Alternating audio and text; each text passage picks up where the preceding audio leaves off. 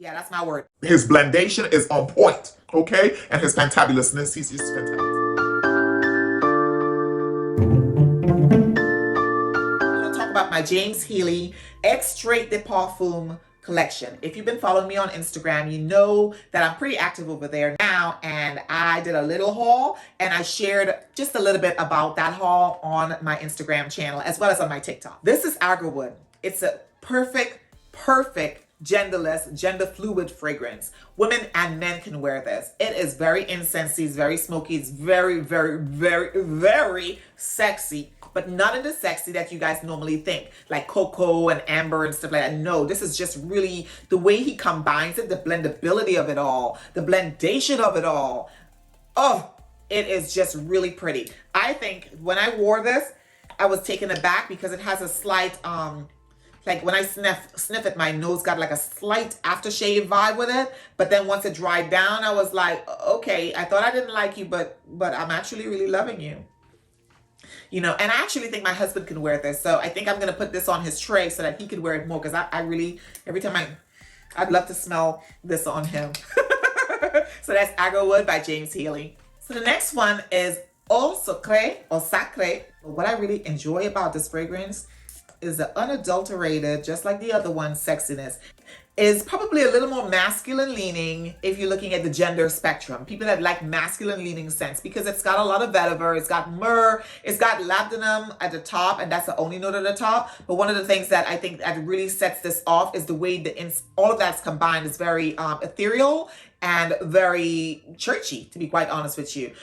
This is really pretty. I could see this being worn all throughout the year, but mostly in, I would say, the fall. Not too cold, so but like the beginning of fall. So that's Eau Secret by Heeley. Let's jump into one of my very favorites. This was my first buy from James Heeley. This is Bubblegum Chic. It is really pretty. It's very flirtatious. I absolutely love it. It's very loud without being screechy because of the blendability of it all and the blendation of it all. James Heeley does his thing of it all, okay? So this one here, guys, it's got tuberose in it, and it is tuberose forward. If you think about all those older women that we admire or older men that we admire that wears like the loud Gucci outfits and stuff like that, that's what I think about. I think of Betsy Johnson. I think of myself. I'm just a fun person. So that's Bubblegum Chic by James Heeley.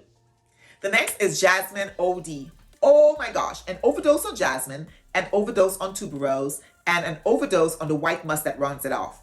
But at the end of the day, all of that overdosing leads it to be a perfectly blended fragrance that sits very soft on the skin. It lasts for hours and hours, but you have to be within somebody's space. You're not gonna, if I'm in my office or something like that, and then I leave the office, you're gonna smell me as I left, and then you're also gonna smell the space that I'm located in. So it gives a really good, I would say, a sillage as well as a trail. So Jasmine OD, I think, is one of the best fragrances that James Heeley created, because my goodness, it reminds me of Bubblegum Chic, but better.